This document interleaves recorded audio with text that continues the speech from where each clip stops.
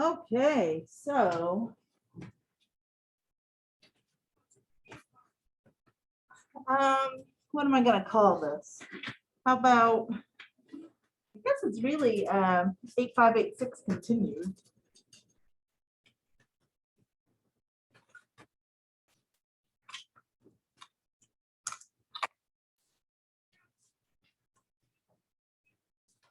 All right, let me get this lined up here.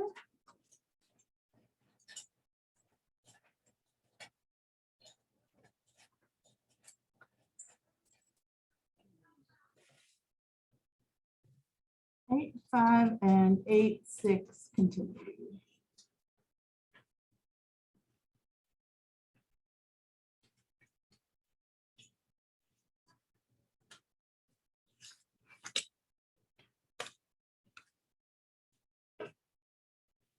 All right, so I guess a subtitle. Today we are using trig ratios to solve for a missing angle.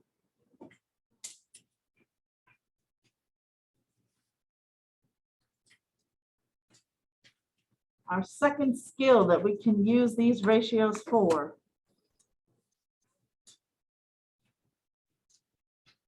I'm just going to throw this on here. You don't have to rewrite it if you don't want to.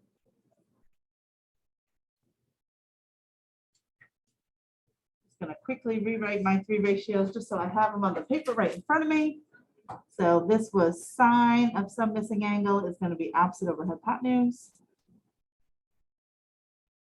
Cosine of some missing angle is going to be adjacent over hypotenuse. And tangent, opposite over adjacent. Bless you. Thank you. Okay, so that's what we talked about yesterday. We have these three ratios. We know who goes where, what does what, beep, beep, bop, bop, boop. So check this out. Let's say today I give you still a right triangle, always has to be right triangles. For any interruption, this is the last call for picture retakes. So any student, freshman, sophomore, or junior, if you have not had your picture taken yet, you need to go down to the field house foyer at this time. Also, if you are having a retake done, you need to go down at this time. And any staff member who has not yet had their picture taken, if you could go down also. Thank you, fantastic. Okay. So, I would have to give you at least two side lengths, right? You can't just do this with just one. So two side lengths. Oh, I don't know. Let's make this one a, you could be a 10 and you could be a 13, whatever. Which angle would you like to find, B or C? C. Okay, you can find either one, right? It doesn't really matter. So let's say my goal is to figure out the measure of angle C. I told you a few moments ago, when we are finding angles, we typically round to the nearest whole degree.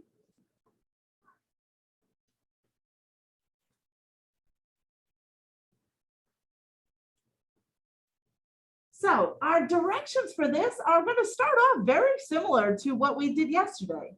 I still need to figure out which of the three ratios I'm using. It's still either going to be sine, cosine, or tangent. And I'm going to start off by still looking at the two sides that I care about. It's just that this time, so I still have two sides that I have some information on. It's the angle that I'm missing though. But this third side, there's nothing marked here. I don't care about it. So I'm really focusing on these two that I have values for. So I need to figure out which of those three sides I have. Are they opposite, adjacent, or hypotenuse? If I'm trying to find angle C, it's all in relation to angle C, right? So the side that's marked 10, would you call that the opposite, the adjacent, or the hypotenuse? It's the opposite side.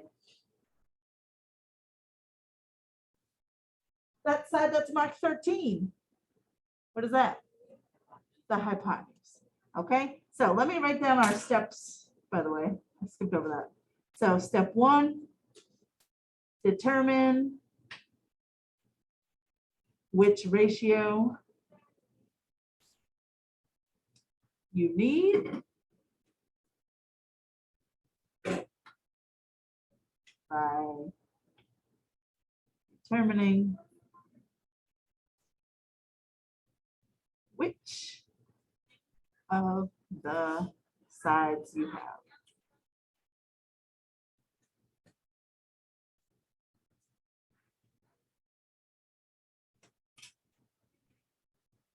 So, which ratio are we going to use in this example if I have the opposite and the hypotenuse?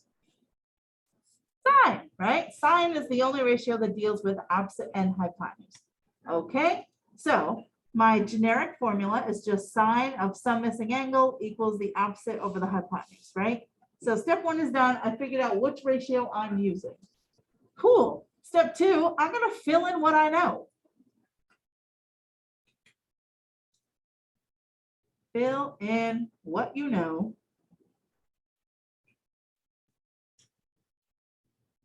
in that ratio. Okay, let me give you a moment to get caught up. We'll pop in everything. I'll show you where to go from here.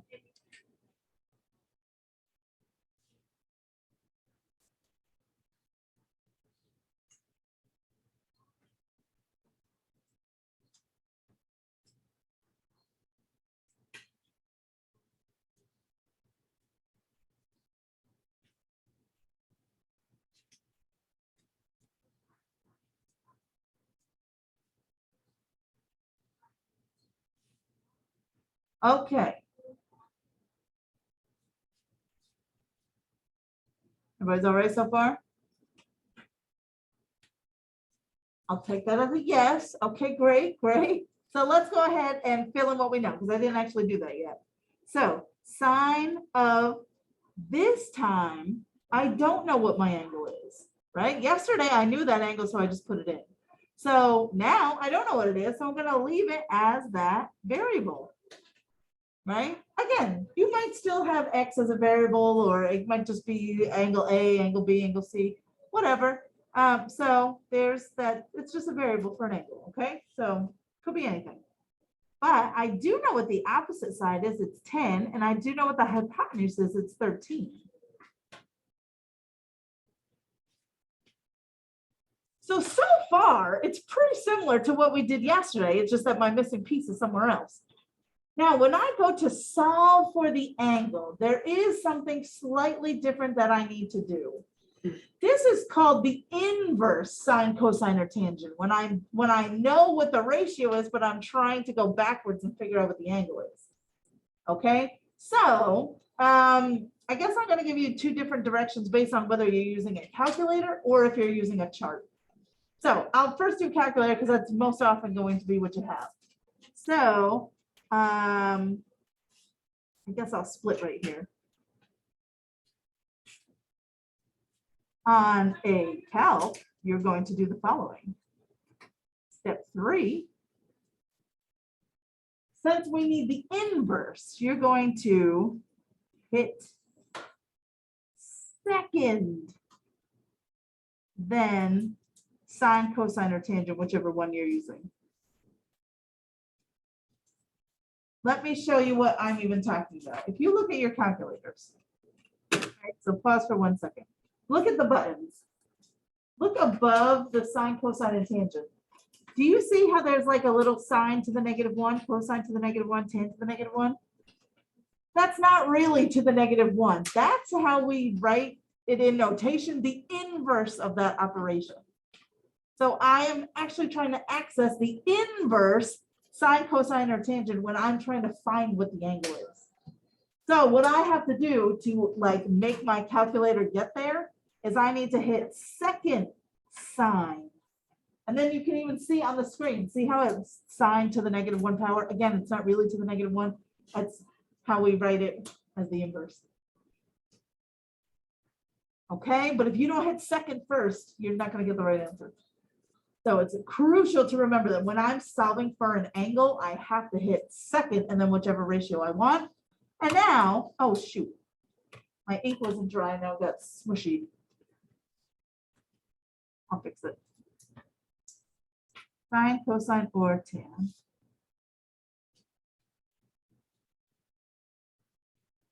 Then type in your fraction. So we don't have to bother, like I don't need to figure out the decimal of 10/13. The calculator will just do all that for me. So once I hit second sign, so you look at your screen, that's what it looks like, and then I just hit 10 divided by 13. Could I have it to close the parenthesis and then hit enter? That number that comes up is the measure of angle C. That's so cool. So we're going to round that to the nearest whole degree. So step 4, answer is the angle in degrees.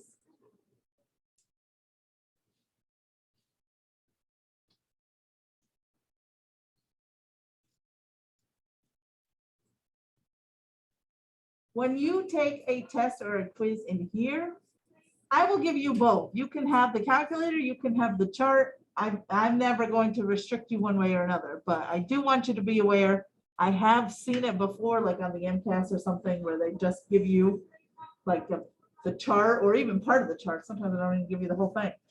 And then, so it is important to know how to do it with both. So let's talk about how to do it on the chart using a chart. Step 3 would now be, you need to figure out what that decimal is. So you'd have to do 10 divided by 13. Divide the fraction to get a decimal. And I know what you're thinking. Don't I need a calculator to do that? So how they'll give you like the crappy calculator that doesn't have like the sine, cosine, tangent buttons. Or they might tell you what the ratio is, or they might give you an easy one, like, you know, a half. So one that you would know with the decimal, or one that's reason, you know, easily 4/5, you could figure out that decimal easily enough. Anyway, divide the fraction to get a decimal. And so if I just do 10 divided by 13, I get 0.769, blah, blah, blah. Okay. So for hours. Also, I have to like figure out where it's closest to. And I just look it up. Exactly. So in our example, 10/13, 0.7692.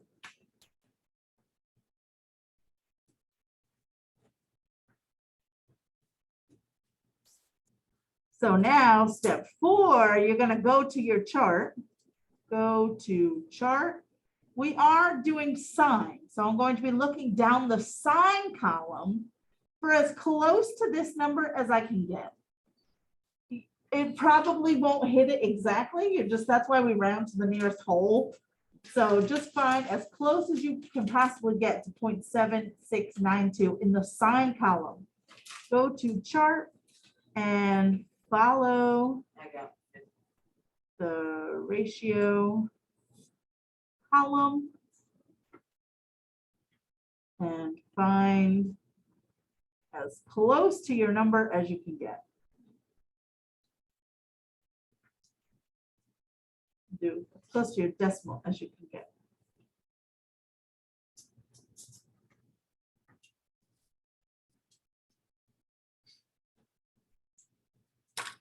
So yes, let's look down sine, and you can, I mean, they go in order, so it's not like it's random, right? That would be a nightmare if you're like literally sifting through 90 digits. I can get it.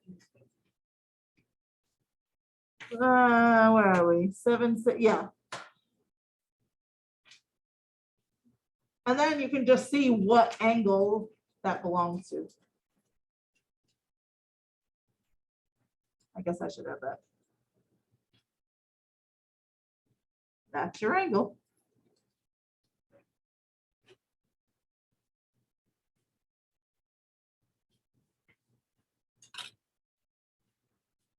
Obviously, the calculator is nice because it gives you a more precise answer, because it's not exactly 50 degrees. It's 50.28, blah, blah, blah, blah, blah.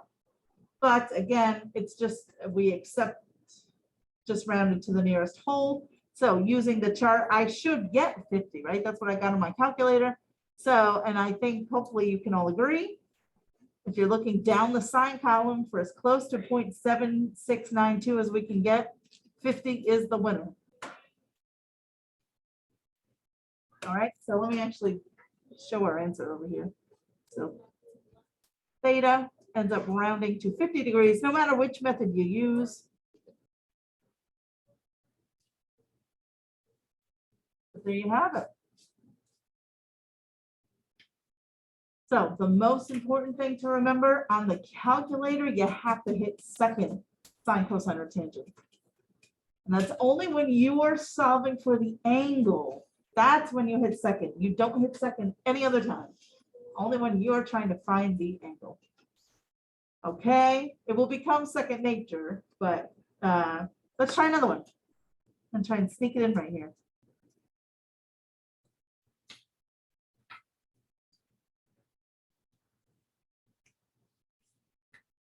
Well, let's do, you can be 7, you can be 15, and I want you to find this angle. Try that. I'll call it angle A.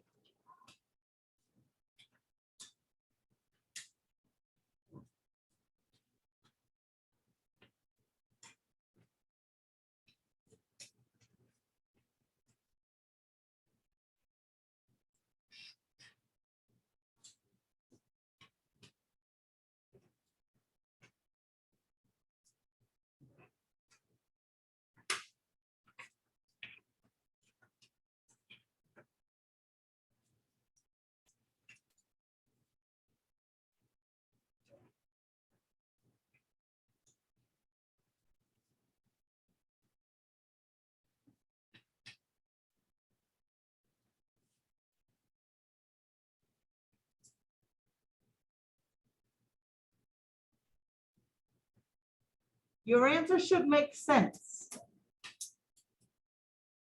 What I do know, remember like all the other cool things that we have learned, the, I don't know what the hypotenuse is, but I know that would be my biggest side, right? So 7 is definitely the smaller side of the whole triangle. So this better be the smallest angle of the whole triangle.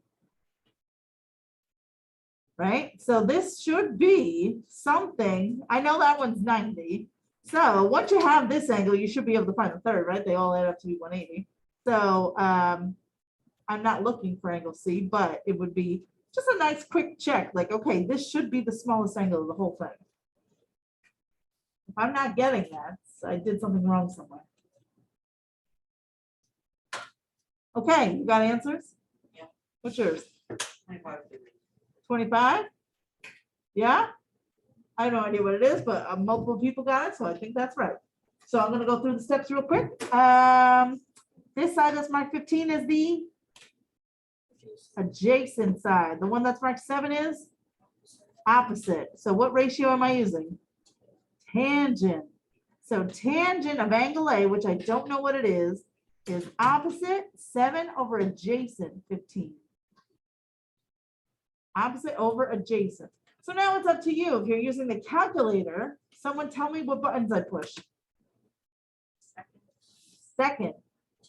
Tan. 7 divided by 15. There it is, all nice and neat in one line. So, yep, I get 25 point blah, blah, blah, blah, blah. We're going to round that to the nearest whole. So I get 25. If I did this with a chart, I should get the same value. I would just have to see what 7 divided by 15 is real quick. 0.46 repeating. So real quick, just check down your tangent column for as close to 0.46 repeating as you can get. Oh, yeah, the other thing is the next one, 0.4877. Yeah. So it's really, Yeah, this one's really close, which makes sense because on the calculator, right? Look how close it was. It was almost exactly 25. So yeah, on my chart, I get the same thing. Okay, so you should always get the answer no matter which method you're using. Just be careful and make sure that you feel comfortable either way. Again, for me personally, I give you both. I don't care which one you use. But you could be in a situation where you don't have access to a scientific calculator. And they would always have to give you the chart or at least give you the ratio of whatever one you need. Okay, so if you could kindly, if you flip the page over that we were working on earlier.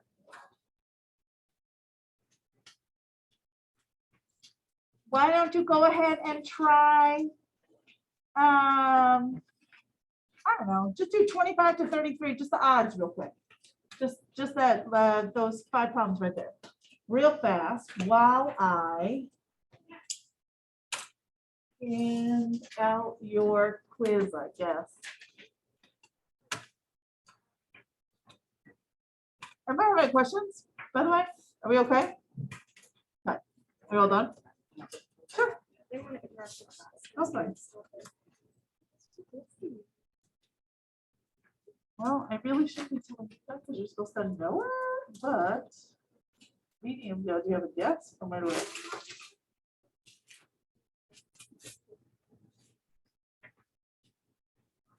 A median goes from a vertex to.